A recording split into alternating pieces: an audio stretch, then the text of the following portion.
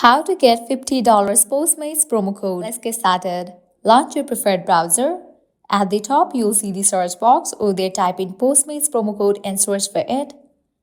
With that, different website links will appear. Using any of these websites, you can easily get working promo code for Postmates. So go ahead and open any of these. For instance, I'm going to open Coupon Follow. After you open it, you're going to find amazing deals and offer. Just scroll and check 25% off, 50% off, $25 off, and many more. Hit towards any of the offer that you want to grab, just click on it. So here is the code, you can copy it. Then click on Redeem at Postmates. With that, you will be directed to the official website of Postmates. Now I can log into your account. Go through the menu, select the items that you want to order, and then proceed to checkout.